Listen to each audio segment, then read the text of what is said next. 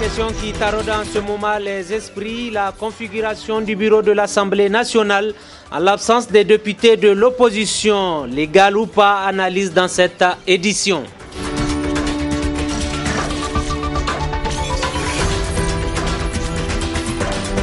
Les ventilateurs et les humidificateurs, deux appareils prisés en cette période de forte chaleur, mais dont leur utilisation est conditionnée pour des raisons de santé. Messieurs, dames, bonsoir et bienvenue à ce 19h45 de la télévision Labari. De prime abord, nous ouvrons cette édition avec cette brève nécrologique avec la disparition hier de M. Soumana Sourguia, fervent défenseur des droits humains, fervent acteur de la société civile, rappelé à Dieu hier. Il a été inhumé cet après-midi même au cimetière musulman de Yantala, accompagné par ses familles, ses plus proches collaborateurs, tout comme autant de connaissances. Ici, M. Soumana Sourguia rendait visite dans les locaux de la radio-télévision Labari le mercredi 16 février 2016. Puisse Dieu le Tout-Puissant, le Clément, l'accueillir dans son paradis éternel. Au nom du groupe de presse Labari, tout comme la direction générale de Labari, nous présentons nos condoléances les plus attristées à sa famille. Que la terre lui soit légère. Voilà. Le bureau de l'Assemblée nationale a été mis en place, je vous l'annonçais dans les titres, en l'absence des députés de l'opposition. Aussi, d'un point de vue constitutionnel, ce bureau est-il légal? Réponse dans ce reportage signé Ali Cissé Ibrahim. Malgré le boycott de l'opposition, l'Assemblée nationale continue à se pourvoir de ce qui est essentiel pour son fonctionnement. Aussi convient-il de savoir si le bureau qui a été mis en place hier est légal ou pas. Il n'y a pas de doute que la mise en place du bureau de l'Assemblée nationale répond aux dispositions constitutionnelles et législatives, puisque vous savez très bien que l'article 89 de la Constitution a prévu que l'Assemblée nationale est dirigée par un président, assisté donc d'un bureau qui reflète la configuration de l'Assemblée nationale. Et cette même disposition de l'article 89 de la Constitution a été reprise par l'article 12 du règlement intérieur de l'Assemblée nationale, donc résultant de la résolution de 2012 qui a fait l'objet d'un contrôle obligatoire de constitutionnalité avant son application, et les deux modifications qui ont suivi cette résolution ont fait également l'objet du contrôle obligatoire de constitutionnalité comme le dispose d'ailleurs la Constitution. Et dans cet article 12 du règlement intérieur de l'Assemblée nationale, donc on dit que le bureau est composé, outre le président de l'Assemblée nationale, d'un vice-président par groupe parlementaire et d'un secrétaire par groupe parlementaire et de 2 questeurs. Et si vous voulez, les vice-présidents, en réalité, la présence, si vous voulez, des vice-présidents dépend de la taille du groupe parlementaire. Et comme vous venez de le dire, aujourd'hui, en composant le bureau de l'Assemblée nationale, outre le président de l'Assemblée nationale qui est du PNDS-Tareya, le premier vice-président de l'Assemblée nationale est également occupé par un député du PNDS-Tareya, puisque au regard de la composition actuelle des membres de l'Assemblée nationale, le PNDS-Tareya a 75 députés. Donc c'est tout à fait normal que le poste du premier vice-président de l'Assemblée nationale revienne au PNDS-Tareya. Le poste du deuxième vice-président de l'Assemblée nationale doit revenir au Modem FA Lumana qui a 26 députés si je ne me trompe.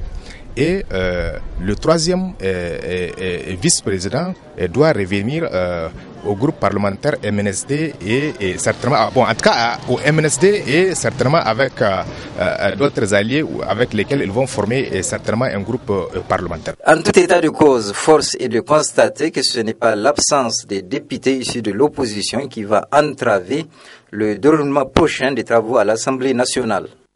Pendant ce temps, le torchon continue de brûler entre le pouvoir et l'opposition car le dialogue initié par le chef du gouvernement n'a pas abouti. Dans une correspondance en réponse aux exigences de l'opposition politique réunie à travers la COPA, la coalition politique pour l'alternance 2016, Brigitte Raffini rappelle à l'opposition que le président Issifou Mahamadou reste toujours ouvert à ce dialogue.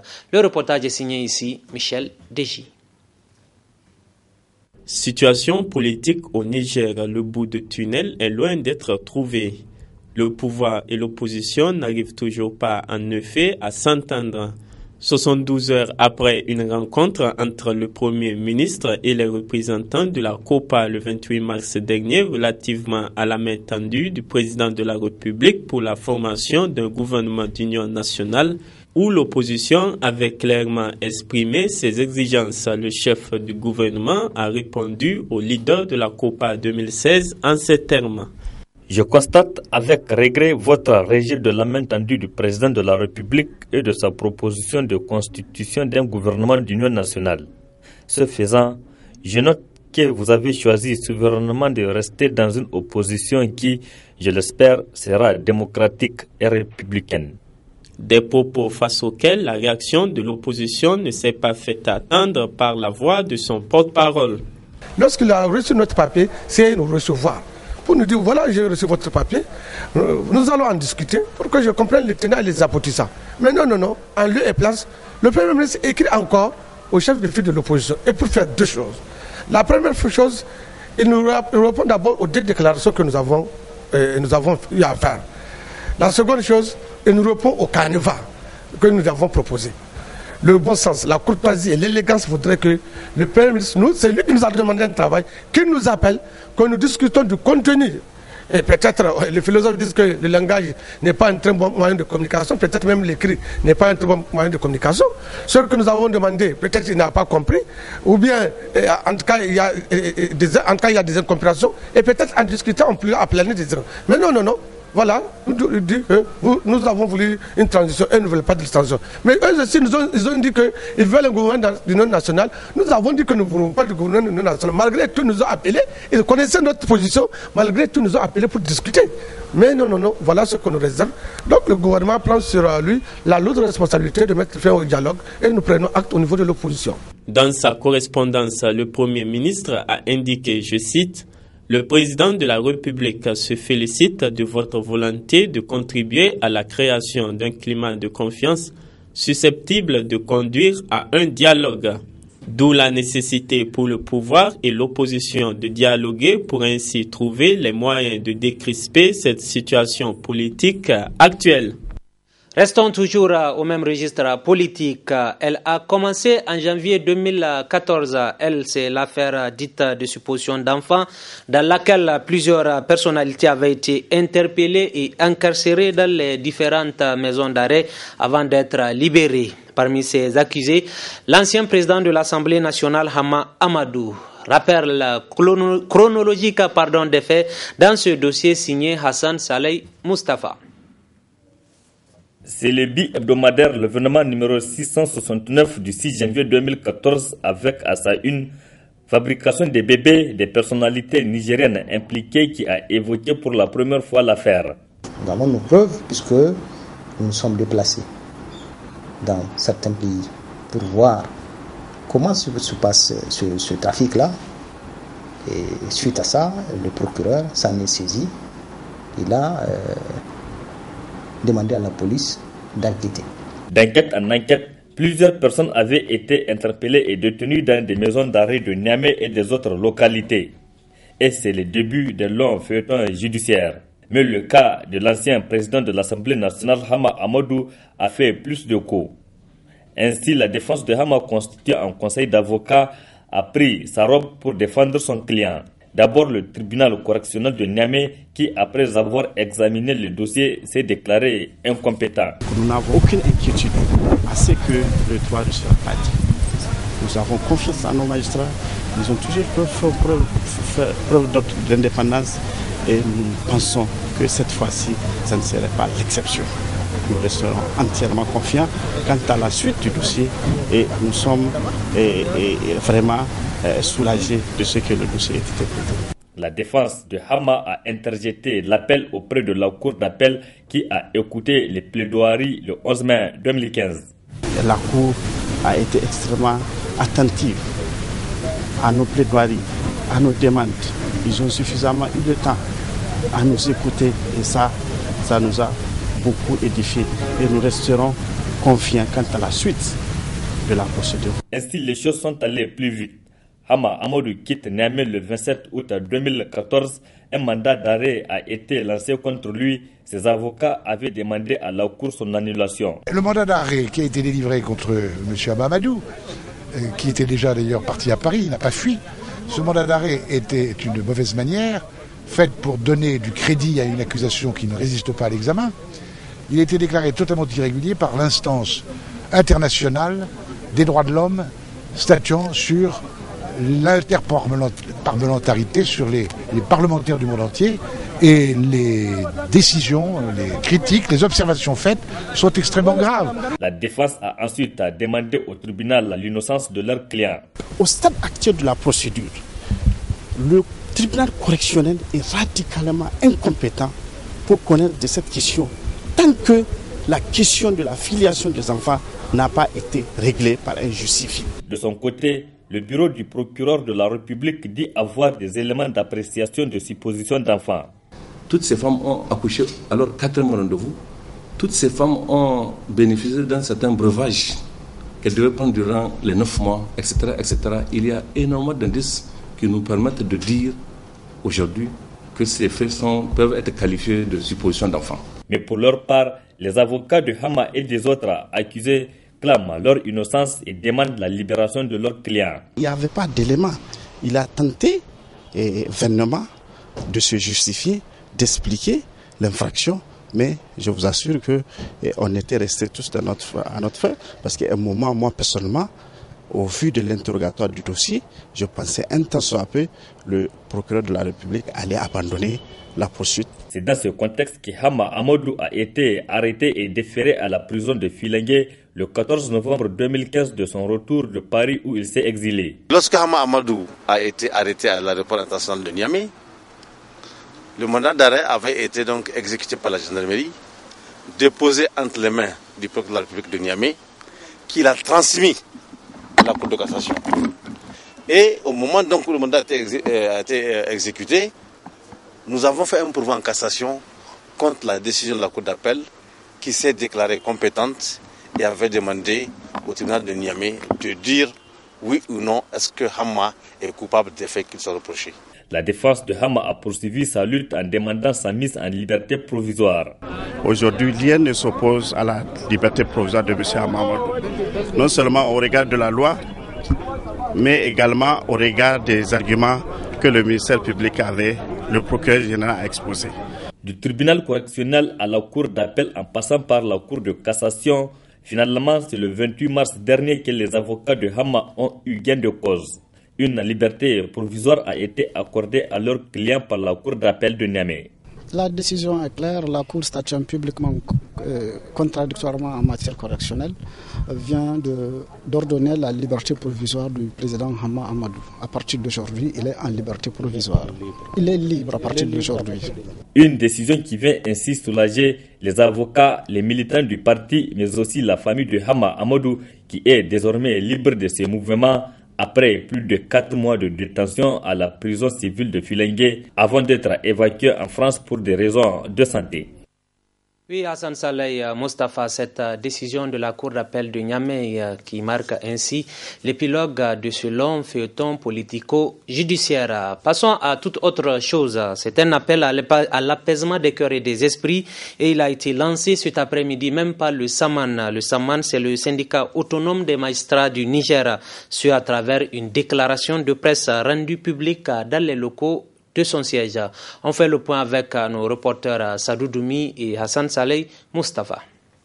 Soucieux de la préservation de l'état de droit, de l'unité nationale et de la cohésion sociale, le bureau exécutif national du syndicat autonome des magistrats du Niger, Ben Saman, est réuni en session extraordinaire à son siège ce jour 31 mars 2016, lance un vibrant appel à un sursaut patriotique au peuple nigérien en général et à la classe politique en particulier en vue de maintenir un climat de paix dans notre pays. 2. Invite les uns et les autres à la retenue, à la pondération et à plus d'esprit citoyen en évitant de tenir tout propos ou poser tout acte de nature à compromettre l'unité nationale, la paix sociale et la sécurité. 3. Invite l'ensemble des citoyens nigériens au respect scrupuleux des lois et règlements de la République en vue de l'instauration d'une réelle justice sociale dans notre pays. 4. Profite de l'occasion pour présenter ses condoléances les plus attristées aux familles éplorées suite aux récentes attaques survenues dans notre pays. 5. Implore le bon Dieu pour qu'il maintienne la paix, la sérénité, l'amour et la bonne entente dans notre nation. Ayouba Hassan, secrétaire général du Saman, au micro de nos reporters Sadou Doumi et Hassan Saleh Mustafa. Volets reportages dans cette édition, ils sont utilisés pendant cette période de chaleur. Ce sont les ventilateurs et les humidificateurs, deux appareils d'une importance capitale pour la population, surtout en cette période de forte canicule. Cependant, il faut savoir comment les utiliser et ce pour des questions de santé. Reportage est signé Asmaou Seydou et Abdou Nasser Seydou. En cette période de forte chaleur, les ventilateurs et les humidificateurs sont beaucoup utilisés par la population pour se soulager un temps soit peu. Vu le temps, avec la chaleur, on est obligé d'acheter d'après nos moyens, quoi. C'est pas tout le monde qui aurait les moyens, qui ont les moyens d'acheter des climatiseurs. J'utilise les ventilateurs et les humidificateurs chez moi, surtout pendant cette chaleur. Je suis obligé de les utiliser pour me soulager pendant un temps de forte chaleur.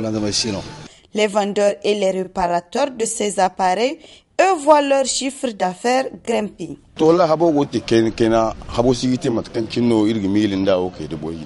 Dieu merci, en cette période de forte chaleur, les gens viennent réparer ou acheter leur appareil parce que nous faisons les deux en même temps. On vend et on répare. On arrive à subvenir à nos besoins. C'est une bonne chose d'utiliser les ventilateurs et les humidificateurs, mais attention, ça peut avoir des conséquences néfastes sur la santé. Dr Momansani explique. Les humidificateurs, ils ont un réservoir dans lequel on met l'eau, cette vapeur d'eau qui est dégagée pour effectivement donner ce que les gens escortent, surtout la fraîcheur. Alors, si cette eau n'est pas potable, alors là, les gens effectivement vont aspirer parce que l'eau constitue un milieu, n'est-ce pas, pour la prolifération de bactéries. Mais il y a aussi la poussière. Si c'est pas bien nettoyé, effectivement, parce que ça peut dégager la poussière qui va effectivement s'entasser autour et la personne aussi va l'inhaler. Pour se mettre donc à l'abri des conséquences multiples liées à l'utilisation de ces appareils, le médecin prodigue ses conseils. Après chaque utilisation, il faut reverser l'eau et changer une autre eau. Mais ce que nous constatons, les gens utilisent la même eau. Peut-être aujourd'hui, en fait, vous mettez l'eau ne va pas finir naturellement. Mais en principe, avant une autre utilisation, vous devez changer cette eau. Et effectivement, quand vous allez mettre la prochaine fois l'humidificateur en marche, alors c'est ces germes-là que vous allez inhaler. Vous conviendrez avec moi que ces germes, si vous les inhalez, ils vont effectivement vous induire la maladie. Des conseils des médecins à respecter pour éviter les risques sanitaires dus à l'utilisation abusive des ventilateurs et des humidificateurs pendant cette période de chaleur. Avis donc aux utilisateurs de ces deux appareils qui procurent un bien-être, mais toujours est-il qu'ils ne sont pas sans conséquences sur la santé.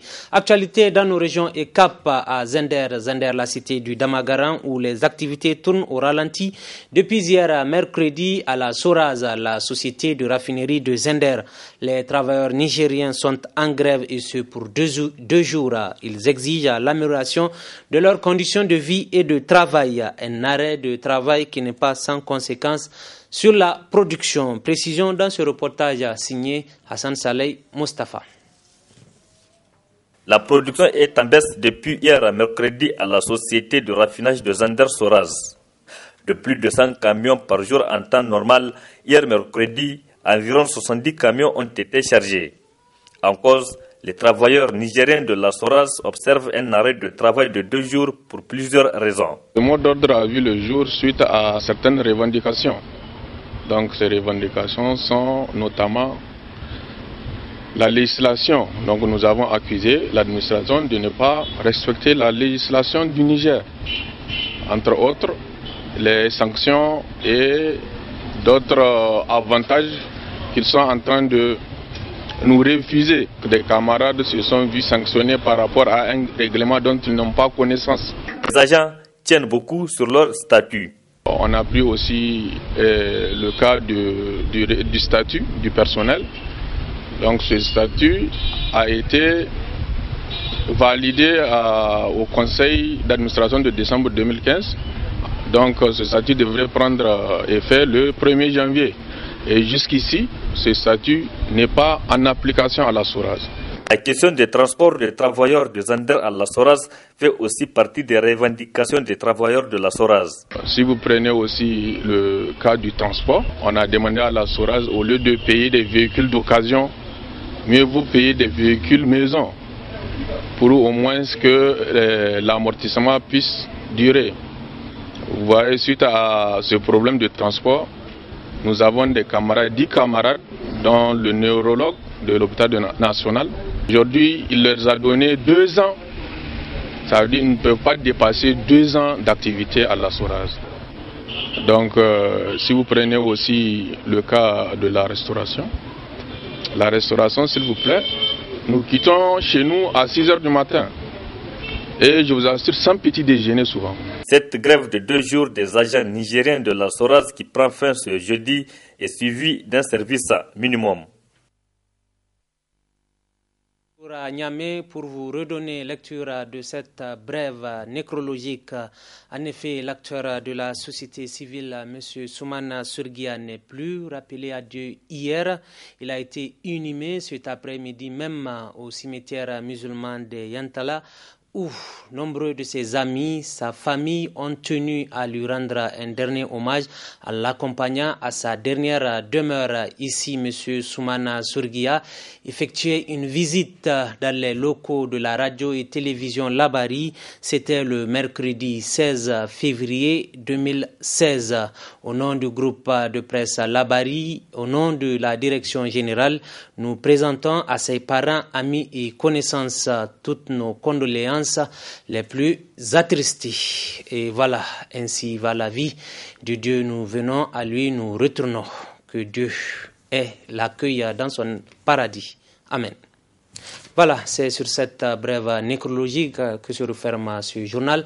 D'avoir su bien nous accompagner, merci également. Merci aux équipes techniques et rédactionnelles. Très bonne suite en compagnie de nos programmes avec cette même passion de vous servir. Au revoir.